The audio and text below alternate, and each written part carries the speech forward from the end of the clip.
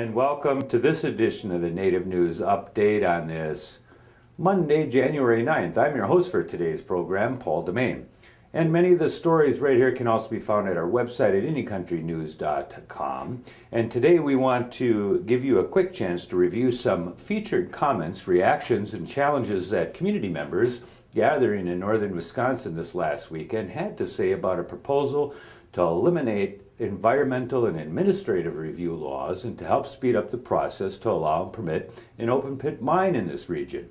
The two key files, Bad River Mining Testimonies, can be found at our live stream channels, and we'll have that URL up there for you to look at. And it's 2 hours and 28 minutes long, featuring 20 interviews. And the second, Mining Testimonies from Ashland High School, is 46 minutes long, and again can be found at the live stream URL that's on the screen. And we'll be live broadcasting some of the official testimony coming up this Wednesday, January 11th as well, if we can get inside the Hurley Inn in Hurley, Wisconsin, where the State Assembly Committee on Jobs, chaired by Representative Mary Williams, has finally decided they will hold an official hearing a bit closer to where the mine will have its most impact, but still some 30 miles from the Bad River Reservation, whose complete watershed is downstream from the mine. And remember, on January 10th, tomorrow, Tuesday, is also the New Hampshire Republican primary. So watch for some political commentary coming up from one of our favorite political pundits, Mark Trahan. Mining operations of all industries are highly intensive, highly impactful. These are large-scale operations that happen over long periods of time, and they change. They're drastic changes to the landscape, which means there's a lot of direct and indirect effects from them, from being primary emitters of mercury to being to drastically changing the hydrology in the region, causing issues that can be associated with acid mine or acid rock drainage, heavy metal leaching. All these things are possible in a mine development. It's a concern for me as I work for a tribal membership who has been stewards to one of the most pristine, wonderful coastal estuaries anywhere in the Great Lakes, and any threat to that would not only affect the ecology, the wildlife, the hydrology, the whole landscape, but the people that depend upon that and have for generations. Thank you. Part of this project has been the complete disrespect that we've been shown in Ashland County by the legislature and by the hearing process. The water that flows out of the Pinocchio Hills will flow into Ashland County, flow into the Bad River watershed, ultimately into Lake Superior. We have not had a public hearing in Ashland County. The hearings have been held in Milwaukee, the hearings have been held in Hurley. The only official meeting we had was in January of 2011 at the Visitor Center, and at that meeting the company, Gogebic Taconite, commonly known as GTAC, was asked, the representatives were asked, if the process and the project could go forward following the strict regulations of Wisconsin has for water quality standards. Their answer was yes. Ever since then, we've seen nothing coming out of the legislature other than trying to diminish the water quality regulations. Perhaps I won't feel the direct impacts of that, but I know my grandchildren will, and their children, and perhaps their grandchildren. In my own immediate family, there's perhaps 5 people who are already experiencing cancer. I hope that people will hear this much and help us at our work that we need to do here. And our work is to help people understand how important human life is, how important it is to have clean water. Being I worked in the mines in my younger days, I thought people might appreciate what I saw back then. And I worked in a taconite plant, which of course has a similar iron formation to what you have right here in Wisconsin. So you'll probably be using a very similar process. And what people should understand is that the final grind is the consistency of face powder. Your waste rock will be carried in water, and that waste rock will be the consistency of face powder. It's going to be very soluble. And it's quite likely you'll have the same problem in Wisconsin that we had in Minnesota. We killed off miles of wild rice in the St. Louis River. And you know, we're here not just because we care about clean water, we care about communities. We've seen what happens to mining communities on the Iron Range. I think people should know that. The Mesabi Iron Range in Minnesota is roughly 100 miles long.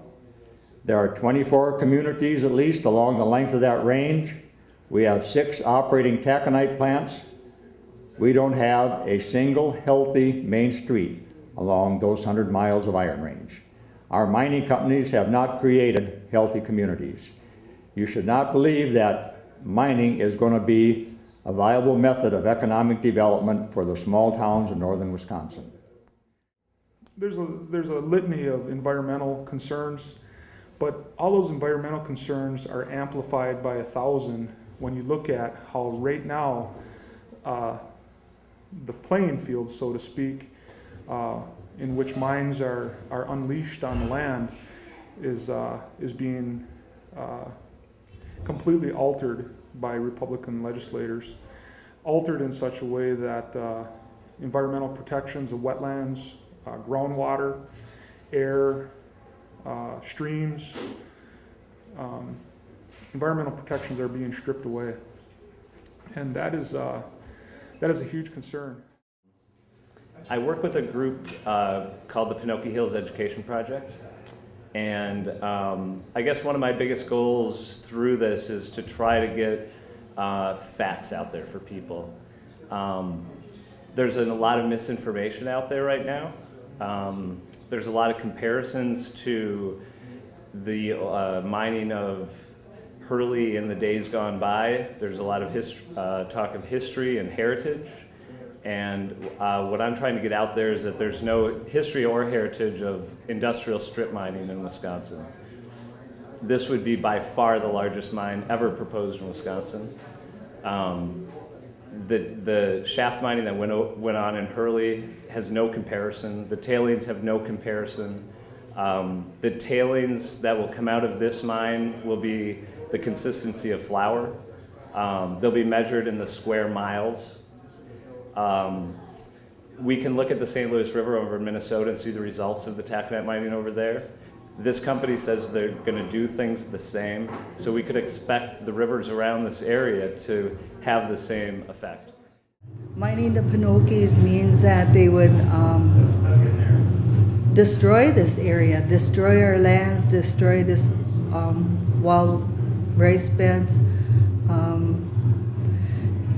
and leave nothing for my children and my grandchildren, and that is my concern. I don't want them to look back and say, my great-grandchildren and great-great and 7 generations here from now look back and say, why didn't my grandma, why didn't my grandpa ever stand up for us and make sure that they didn't mine? Where were they when all this was happening?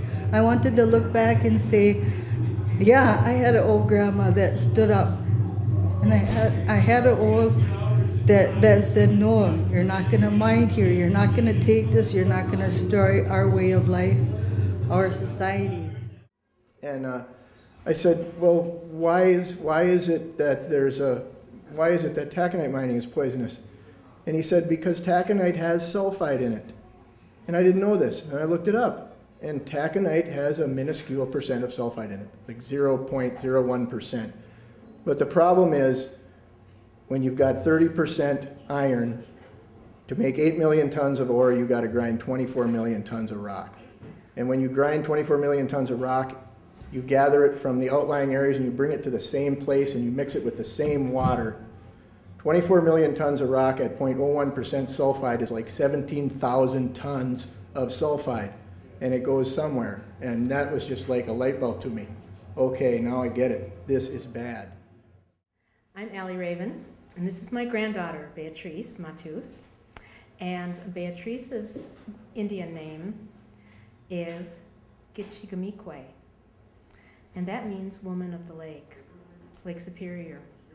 And she is the 6th generation in our family who has grown up around the Bad River and the White River area. And I want for her to have the same kind of wonderful life and experiences that our entire family has had growing up in this area, because it is full of the most wonderful creatures and plant life, and it's a real environmental gem. If they see something wrong, that they stand up, you know, and stand up for the animals, and stand up for the young ones and things like that, the ones that can't speak, because we have to protect our food and water and air in this area. And most of these mining companies, they or whatever industry that is polluting the air, we have to protect that, so that we can generations yet to come can have this clean water to drink, and good food to eat, and clean air to breathe. And so we need to tell the polluters of this world, look in the eyes of a child and say, what kind of world are we going to leave you? I mean, the last 200-300 years, we just about killed this planet. How much time does man has left on this planet? We should ask ourselves and these polluters. Good morning. My name is Janet Bewley, and I'm the state representative. I represent the 74th Assembly District. That is the Ashland, Bayfield, Iron, and Sawyer counties here in northern Wisconsin. First of all, I want to thank Paul DeMain and the folks that are going to be broadcasting this. It's a wonderful service. It's very, very important that people get to see right here on the ground what's going on in northern Wisconsin, and I'm very grateful that this is being broadcast. Most of the people here today are coming because they love where they live. They love this area, they love the community, and they care deeply about what happens to it. We are here specifically because this moment should have been, or would have been, a chance for people to speak informally to me, Representative Janet Bewley, and Senator Bob Jauch, on a piece of legislation, Assembly Bill 426, which would have carved out laws for iron mining here in northern Wisconsin. There are many, many aspects of the bill which are damaging, which are harmful to the communities themselves, and what would have been an informal discussion has been canceled because we successfully got the committee that is going to act on the bill to hold an official public hearing on the bill on Wednesday the 11th at 10 o'clock in Hurley, at the Hurley Inn. This, while inconvenient, and it is an inconvenient time, it's when most working people are unable to show up, but it is an official hearing on Assembly Bill 426. And I was placed in the very unenviable position of having to cancel this informal session so that people would not be distracted from the significance of being able to show up for a formal hearing and offer their testimony in person. That is so very, very important.